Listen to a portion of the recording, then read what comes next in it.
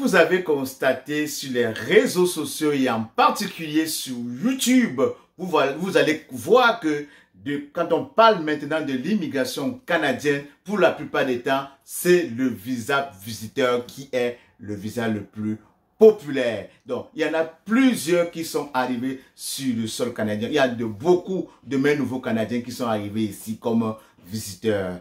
Et vous savez très bien que le plus dur, c'est de ne pas arriver sur le sol canadien. Le plus dur, c'est d'arriver et de pouvoir trouver un job ou changer ton statut. Parce que la plupart de ceux qui viennent comme visiteurs, ils ont l'intention de rester et de trouver un emploi. Maintenant, trouver un emploi est un parcours de combattant pour la majorité d'entre eux. Il y en a plusieurs qui m'ont contacté, qui étaient dans l'impossibilité ou bien dans l'incapacité de trouver l'emploi. Et les informations, dont les blocages que j'ai recueillis auprès de ces derniers, je les ai recensés au nombre de 5.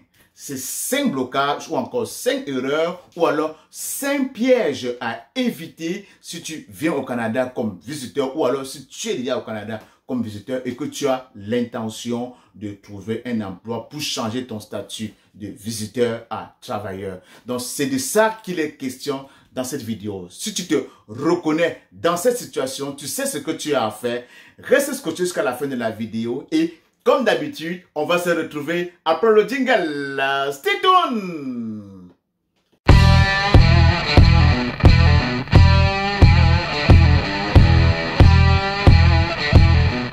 Coucou mes futurs Canadiens et mes nouveaux Canadiens qui sont déjà ici. Très content de te parler aujourd'hui en cette belle journée estivale. Si tu arrives sur cette chaîne, Pensons Immigration pour la première fois, je me dois de me présenter. Mon nom à moi, c'est Elvis Marcelin, communément appelé par les amis, par les intimes, Bobis Marco, le maestro. J'ai créé cette chaîne pour t'aider à toi, futur Canadien qui, dorénavant, est nouveau Canadien, de faire ta procédure d'immigration par toi-même.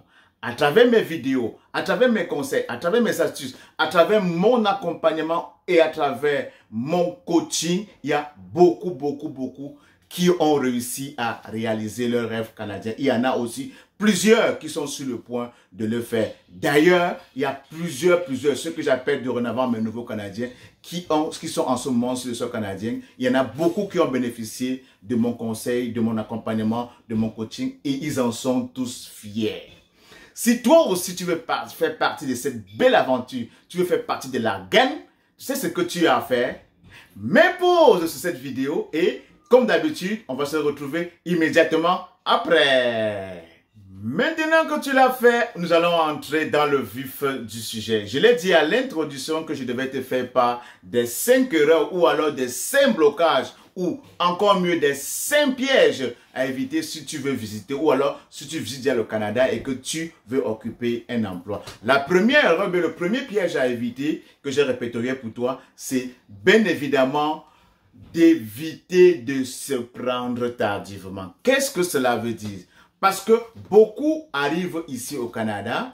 Sachez que quand vous fleurez déjà l'aéroport, quand vous fleurez à la frontière canadienne en tant que visiteur, même si on ne vous le dit pas, votre séjour est de 6 mois. Même si votre visa est validé pour 3 ou 4 ans, vous avez 6 mois de séjour. Et ces 6 mois de séjour, si vous voulez aller vivre plus longtemps, soit vous allez demander une prorogation ou alors vous êtes obligé de retourner avant de revenir. Une façon de vous dire qu'un coup que vous êtes déjà sur ce Canadien, le compte à rebours a commencé pour vous, surtout pour vous qui êtes des visiteurs. Donc, beaucoup commettent l'erreur d'arriver et ils prennent tout leur temps, ils passent des semaines, des mois avant de commencer la recherche active d'emploi. Ça, c'est une grosse erreur à éviter. Donc, ce que je vous suggère et vous conseille fortement, c'est dès lors que vous fleurez déjà le sol canadien, vous aurez gros max 2, 3, maximum une semaine pour régler votre horloge biologique parce que parfois,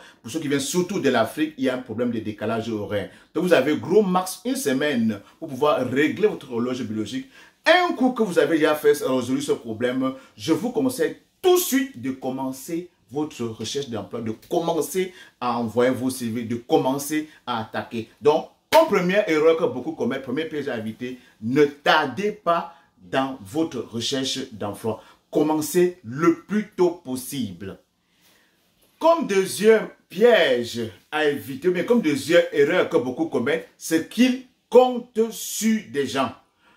Même que ce soit votre frère, votre ami, votre parent, votre meilleur, quelqu'un qui est tout pour vous. Quand vous êtes au Canada, ne restez pas à la maison. Vous pensez que ce dernier va trouver de l'emploi pour vous. Il n'y a personne qui trouve l'emploi pour l'autre au Canada. C'est à vous, c'est à toi, un nouveau Canadien, de faire ton taf. Donc, même s'il t'héberge, même s'il te nourrit, ce n'est pas à lui de te trouver l'emploi. Donc, un coup que tu es chez quelqu'un et que tu réussis à économiser par l'hébergement, par la nutrition, fais le taf, envoie tes CV, utilise les stratégies ou bien les techniques de recherche d'emploi que j'avais enseignées sur cette chaîne. Si tu ne l'avais pas regardé, je laisserai justement le lien où je t'enseignais les stratégies, les techniques de recherche d'emploi au Canada en haut de cette vidéo. Je t'invite fortement à aller la visiter. Et dans cette vidéo, je t'avais dit que comme technique de recherche d'emploi, il y avait le référencement. Donc, le référencement, ça veut dire quoi exactement? Ça veut dire que vous avez un ami, un poste qui travaille dans une compagnie, il est capable de vous référer à son boss. Il y avait aussi des techniques comme LinkedIn, passant par les LinkedIn, passant par les sites d'offres d'emploi. Bref, j'en passe. Je t'invite fortement à aller regarder cette vidéo. Donc, c'était pour la deuxième erreur que vous arrivez sur le sol canadien et vous comptez sur votre hôte, mais sur votre frère qui est au Canada pour vous trouver l'emploi. Donc, erreur à éviter. Le troisième piège à éviter, bien la troisième erreur que beaucoup commettent, c'est qu'ils arrivent, il faut éviter de vous installer dans les grandes métropoles. Et quand on parle des grandes métropoles, évitez de vous installer à Montréal ou bien dans le Grand Montréal, Toronto, Grand Toronto, Ottawa. Installez-vous en région. Pour cette raison, vous allez voir que le gouvernement, surtout le gouvernement québécois, il prône beaucoup la régionalisation. Pourquoi? Parce que c'est en région vraiment que la pénurie de main-d'œuvre se veut criarde. Et la raison est tout à fait simple. Qui dit grande métropole veut dire, qui dit grande métropole, bien grande ville veut dire beaucoup de personnes, beaucoup d'immigrants. Et qui dit beaucoup d'immigrants veut également dire la compétition est rude, mon ami. Et qui dit que la compétition est rude, ça veut dire qu'il y a moins d'offres d'emploi.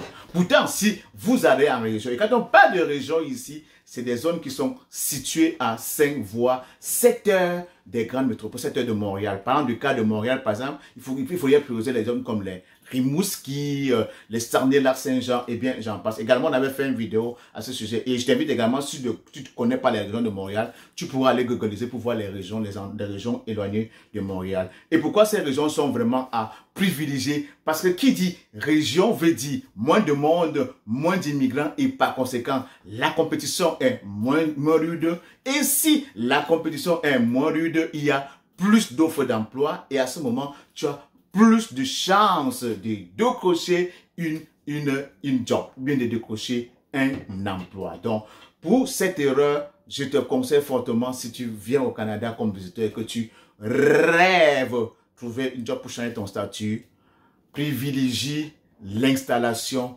en région.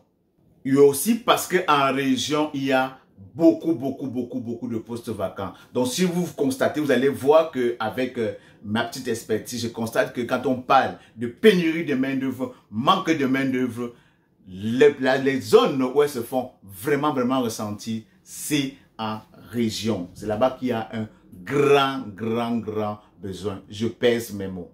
Pour la quatrième et avant-dernière erreur à éviter ou bien piège que beaucoup commettent, c'est qu'ils viennent sans avoir suffisamment de moyens. Oui, tu l'as bien compris, sans avoir suffisamment de moyens. C'est pas parce que tu viens visiter le Canada que tu n'auras pas tes frais de subsistance ou encore ton argent de poche. Même si tu es hébergé, même si tu es nourri, il te faut, oui mon ami, oui nouveau Canadien, il te faut d'argent de poche. Et ce que je conseille pour ceux que j'accompagne, je leur demande toujours d'avoir un argent de poche, mais leur argent de poche, mais leur frais de subsistance qui doit être équivalent à leur séjour de 6 mois. Donc, ils auront le temps en masse de pouvoir se déplacer. Parce que même si, comme je l'ai dit, même si vous épargnez au niveau de l'hébergement, il va falloir que vous vous déplacez parce que les CV, l'employeur ne viendra jamais vous chercher dans votre chambre. C'est à vous d'aller vers les employeurs, aller chercher l'emploi, aller toquer aux portes et les déplacements, qui dit aller, ça veut dire déplacement, et qui dit déplacement,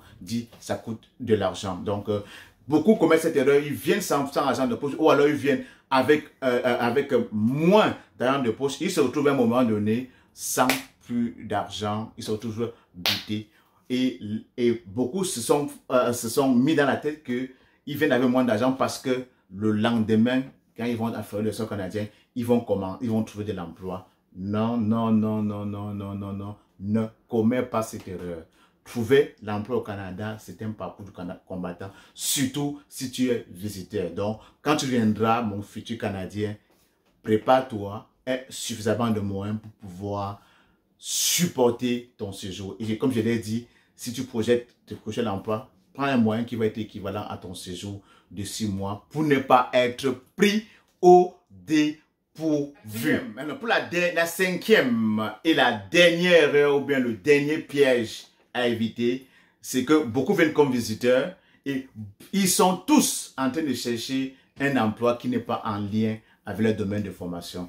Grosse erreur, parce que dans ton passeport, si tu as écrit que tu étais informaticien, pendant que tu remplissais ton formulaire, tu dis que tu occupais un emploi d'informaticien. Et qu'arrivé sur ce Canadien, tu décroches un emploi comme préposé à l'entretien, préposé au stationnement et que tu avais déclaré comme préposé à l'entretien, comme préposé au stationnement. Si tu réussis même à avoir offre d'emploi dans ce domaine de préposé ou bien dans ce domaine d'ouvrier, alors que tu avais déclaré par le passé que tu étais informaticien, vous convenez à moi qu'il n'y a pas concordance. Ça serait vraiment, vraiment impossible pour vous qu'on vous octroie un permis de travail. Donc, faites très, très attention à cela parce que beaucoup commettent cette erreur et après ils se retrouvent butés. Seule chose canadien, faites la recherche d'emploi par rapport à votre domaine de formation pour pouvoir espérer obtenir un permis de travail. Si tu ne l'as pas bien compris, si tu étais mécanicien dans ton pays d'origine, dans ton passeport, tu es mécanicien. Dans tes formulaires, tu as écrit que tu es mécanicien. Et sur le sol canadien, tu es venu comme visiteur et tu veux avoir l'emploi. Cherche l'emploi dans le domaine de la mécanique si tu espères avoir un permis de travail. J'espère que cela est clair comme l'eau de roche. Donc, nous allons mettre fin à cette vidéo. J'espère que ces 5 erreurs ou bien ces 5 pièges à éviter vraiment vont t'aideront à trouver facilement, à réaliser facilement ton rêve de passer de visiteur à travailleur. Si tu suis exactement ces étapes, crois-moi, futur Canadien ou encore nouveau Canadien, tu verras ton rêve se réaliser. Si tu as des questions, si tu aimerais en savoir plus pour la passerelle de visiteur à travailleur, les petits pièges, s'il y a d'autres pièges, tu aimerais savoir, en plus de ce que je viens de citer, il y en a plusieurs. Si tu aimerais en savoir plus par rapport aux erreurs ou bien d'autres pièges à éviter, tout ce que tu auras à faire, laisse-nous-les tout simplement en commentaire et ça nous fera plaisir de te répondre ou alors de faire de ta question l'objet d'une de nos prochaines vidéos. Et en retour, pour nous dire merci, comme d'habitude, du contenu gratuit, riche et varié qu'on partage avec toi sans cesse sur cette chaîne. Tu sais ce que tu as à faire. Abonne-toi, like, partage et surtout, clique sur la cloche de notification pour ne manquer aucune de nos parutions quotidiennes. On se retrouve à très bientôt pour une nouvelle vidéo.